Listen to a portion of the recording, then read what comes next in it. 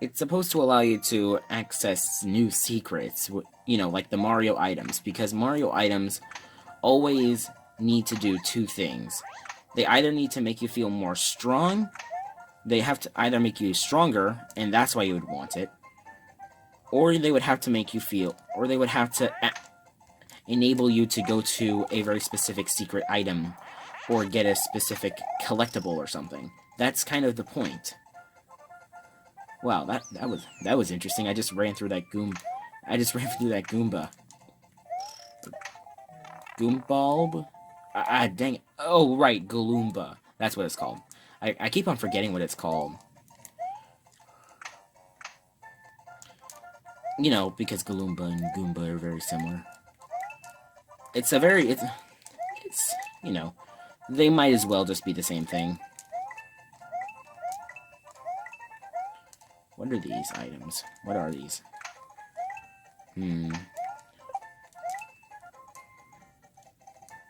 Perfect.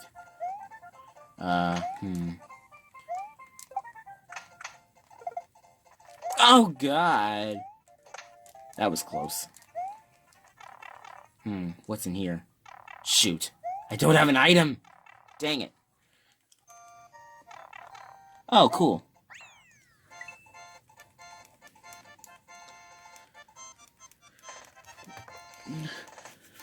Well, at least I know where the power-up is. Well, where the items are, because I just uncovered it. There we go. Yeah, all the normal exits just lead in a straight line towards the ghost house. Because the ghost house is the first place where you're supposed to get an item. I mean, where you're supposed to find a secret exit. I think it's supposed to establish that every ghost house has a secret exit, but that's not true because there's one ghost house in the game that doesn't have a secret exit. God damn it.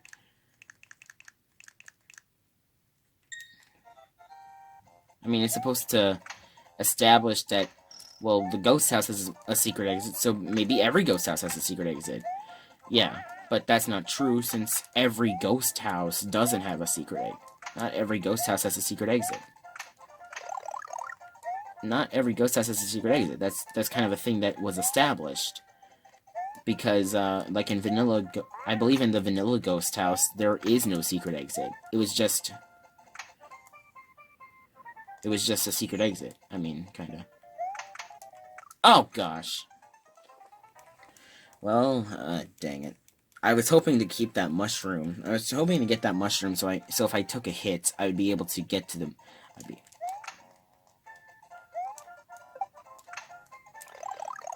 So I can keep it in reserve.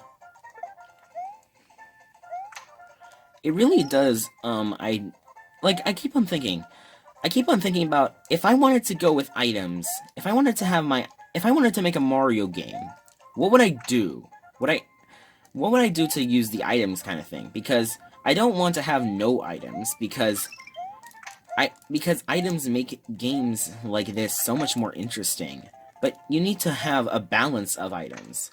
As much as I like the idea of having so many items at once, it's not balanced. As much as I praised New Soup Wii, there is a reason why people don't like it. There is a reason why people don't think that the power-ups in New Soup Wii are balanced. Ooh, cool. I'm gonna come back later since I have more stuff to do. But New Soup Wii doesn't have that sort of thing. I think this ghost house actually leads back to the beginning. Gosh dang it. Well, look, there's a door behind that, and well, that was a bad idea. But the way that you tackle items in a game such as Mario is a very interesting way of talking about it, because you can have no power-up at all, but then the game could get a little hard, because there's not any kind of way to just like, oh, well, if you mess up, you could just pull out a mushroom right now, and then you can forget about it. But you know, there's a lot of different ways to tackle these sorts of items, to tackle items in a Mario game. It's Mario balancing and the idea of philosophy in a player. and the item philosophy in a player. Like, are you the type of player who is willing to use their items as soon as they encounter opposition in their games? I'm sure there are some people out there who are willing, who can attest to that, where they said that, oh man, I don't want to play through this level anymore, so I'm just gonna take out this one item that I'm just gonna take out this one item that cheeses everything, so I can get through it easier.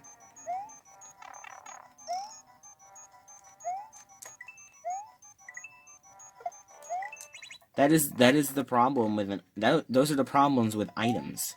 Items in a game such as Mario really do need to emphasize how much of the item that the player is willing to use at once.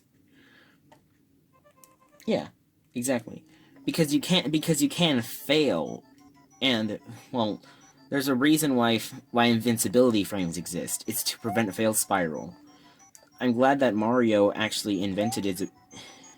I'm glad that Mario had invincibility frames, because without invincibility frames, that game would be unfair. Games would be really unfair. Many people would say, oh man, of course you can cheese invincibility frames, but that's kind of the thing. Invincibility frames allow you to understand the importance of an item. It's supposed to make you take an extra hit, but not so much of an extra hit. I mean, if every frame counted as a hit, then you would never be able to make it through anything. You would never be able to keep your power up. There would be absolutely no point. The power up would be strictly just for open. The mushroom, for example, would just be a bigger hitbox that you could easily lose at any time. And now you can't break blocks.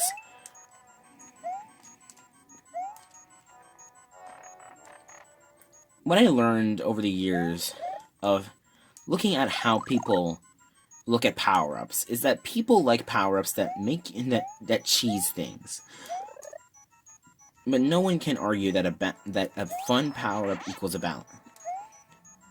A fun power-up doesn't always equal a balanced power-up. There is a reason why those two are different.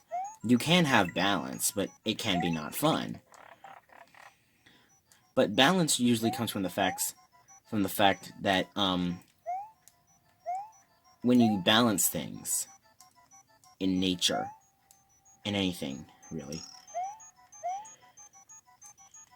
you start realizing that there's a lot of different things you can do about the game. It's all about the balance.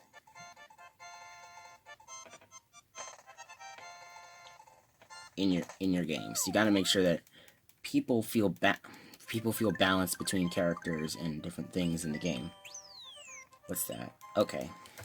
It looks like I didn't go the right way, I think. Okay. So, let's run over here. Gosh dang it. Frick. See that blinking? That's the iframes. Those are the iframes that you have to deal with when you take damage. Because you could get comboed into oblivion, which would not be a fun thing to happen in a platformer. I'm sure that comboing things into oblivion is what you do in fighting games, but still, you don't like to get comboed into oblivion in a platformer. At least in a 2D platformer.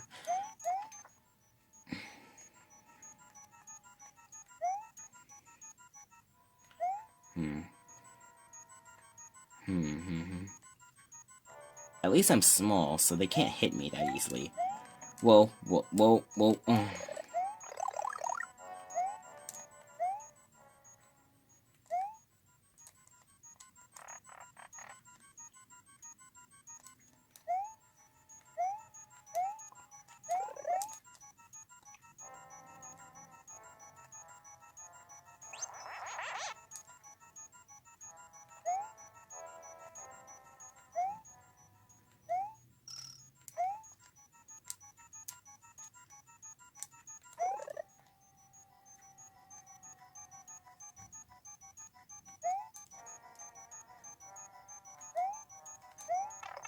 Shoot. I kind of wanted to keep that power up, but... Gosh dang it. Hate it when that happens. Dang it! Ah, frick. I think you need to keep your cape feather, but I don't know how to keep it.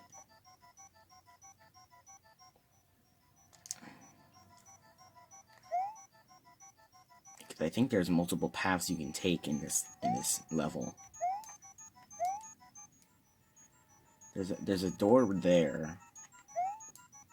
Though I have a feeling that that door and the other door that I went through are not real doors. I mean, they're real doors, but they don't lead to a real pathway that can lead out of this place. Man, my posture's terrible when I'm playing a game like this. My posture's terrible. I'm leaning forward a lot. I really gotta fix that. Maybe later. But I don't know what else to talk about. I'm kind of just running through this ghost house again, hoping to get a cape feather so I can explore a bit. But the boos keep attacking me, and I don't like that. That keeps on killing me, and that's a bad thing. They keep on killing me, and that's a bad thing. Because they believe in themselves. Does that power-up stay on screen? Nope, it doesn't. I wish I moved faster.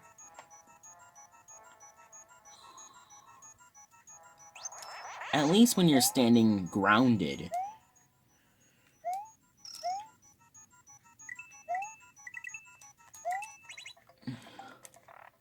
There we go. That's perfect.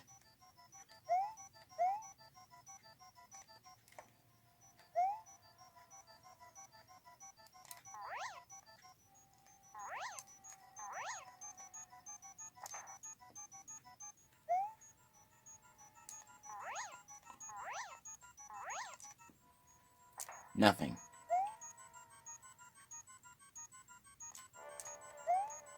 Oh, wait. What if I were to take the P-switch through one door?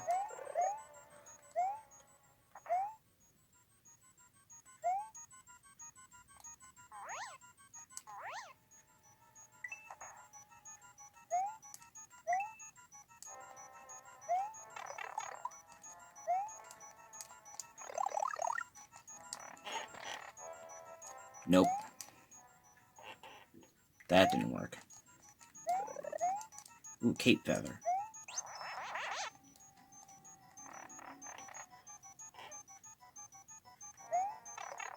Frick. I hate when that happens. The ghosts like to appear out of thin air, and that's kind of a bad thing. Come on, fly. There. Now we just gotta... I'm not making any progress! Not making any real progress here. I'm kind of just huddling in a corner, trying not to get killed by boos.